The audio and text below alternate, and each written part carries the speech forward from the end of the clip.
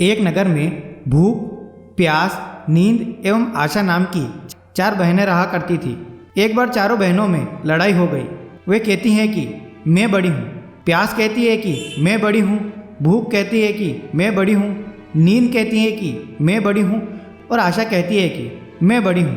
चारों इसी विवाद को लेकर राजा के पास पहुँची और राजा से कहने लगी, मैं बड़ी हूँ। दूसरे ने कहा मैं बड़ी हूँ, फिर तीसरे ने कहा मैं बड़ी हूँ और फिर इसी तरह चौथी ने भी कहा कि मैं बड़ी हूँ। राजा ने सुनकर सबसे पहले भूख से कहा कि तुम बताओ कि तुम कैसे बड़ी हो।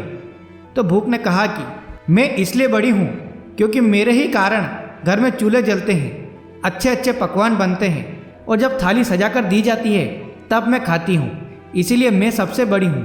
राजा ने अपने सैनिकों को आदेश दिया और कहा, जाओ और राज्य के प्रत्येक कोने कोने तक यह घोषणा कर दो कि आज से किसी के घर में भोजन नहीं बनेगा। फिर देखते हैं कि जब भूख को भूख लगती है तो वह क्या करेगी। पूरा दिन बीत गया, पूरी रात बीत गई। जब सुबह हुई तो भूख को भूख सताने लगी। तब वो इधर उधर भोजन का तलाश करने लगी। जब उसे कुछ नहीं मिला तो वो भूख के कारण घर में पड़ी बासी रोटी खाने लगी। प्यास ये सब देख रही थी। वह तुरंत राजा के पास गई और बोली कि भूख हार गई, वह घर में पड़ी बासी रोटियों को खा रही है। देखिए मैं सबसे बड़ी हूँ। राजा ने फिर प्यास से कहा कि तुम बताओ कि तुम कैसे बड़ी हो।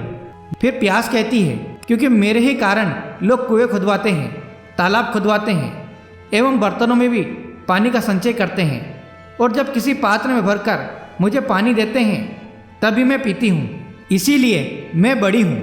ये सुनकर राजा ने अपने सैनिकों को आदेश दिया कि जाओ पूरे राज्य में घोषणा कर दो कि कोई भी कुएं न खुदवाए, कोई भी बर्तनों में पानी न भरे, सभी तालाबों और कुओं में कड़ा पहरा लगा दो। देखते हैं जब प्यास को प्यास लगेगी तब वह क्या करती है। पूरा दिन बीत गया, पूरी रात बीत गई। जब दूसरे दिन प्यास को प्यास सताने लगी तब वो इधर उधर भटकने लगी। जब उसे पानी कहीं भी पीने को नहीं मिला तो वह मजबूर होकर नाली में से पानी पीने लगी। नींद ये सब देख रही थी। उसने तुरंत राजा के पास जाकर कहा कि राजन, प्यास हार गई है, वह नाली का पानी पी रही है, इसीलिए मैं सबसे बड़ी हूँ। इस पर राजा ने कहा कि तुम कैसे बड़ी हो ये बताओ। तो नींद ने कहा कि मैं इसलिए बड़ी हूँ क्योंकि मेरे ही कारण लोग पलंग बनवाते हैं, बिस्तर लगाते हैं। जब मुझे बिस्तर लगा कर देते हैं तब मैं सोती हूँ, नहीं तो मैं नहीं सोती हूँ। राजा ने अपने सैनिकों को आदेश दिया कि पूरे राज्य में घोषणा कर दो कि कोई भी पलंग ना बिछाए, उसमें बिस्तर ना लगवाए। देखते हैं जब नींद को नींद आएगी तो वह क्या करती है। पूरा दिन बीत गया, पूरी रात बीत गई। अब अगले दिन नींद को नींद सताने लगी। वो इधर उधर बिस्तर खोजने लगी।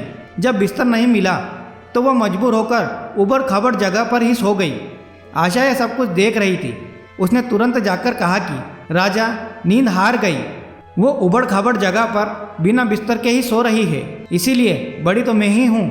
राजा ने फिर आशा से कहा कि तुम कैसे बड़ी हो। फिर आशा ने कहा, मैं इसलिए बड़ी हूँ क्योंकि लोग मेरे कारण ही काम करते हैं, नौकरी धंधा मजदूरी करते हैं, परेशानियाँ उठाते हैं, लेकिन आशा के दीप को बुझने नहीं देते। फिर राजा ने यह सुनकर अपने सैनिकों को आदेश दिया कि पूरे राज्य में घोषणा कर दो कि कोई भी नौकरी ना करे, कोई मेहनत मजदूरी ना करे, कोई भी काम धंधा ना करे, कोई भी आशा के दीप को ना जलाए। देखते हैं जब आशा को आस लगेगी तो वह क्या करेगी। पूरा दिन बीत गया, पूरी रात बीत गई। जब आशा को आस सताने लगी तो वह इधर उधर गई, लेकिन चारों तरफ सन्नाटा था। सिर्फ एक कुमार टिमटिमाते दीपक की रोशनी में काम कर रहा था। आशा वहां जाकर टिक गई। कुमार ने देखा कि उसका दीपक अब महल बन गया है। दोस्तों, जिस तरह कुमार की आशा पूरी हुई उस प्रकार आप लोगों की भी आशा पूरी हो। आप लोग भी आशा का दीपक प्रज्वलित कर कर्म करते रहो। तो दोस्तों, ये कहानी आपको अगर पसंद आई हो तो प्लीज़ लाइक कीजिए और इस चैनल को सब्सक्राइब कीजिए। और आप बताइए कि आपके हिसाब से इनमें से कौन बड़ी है।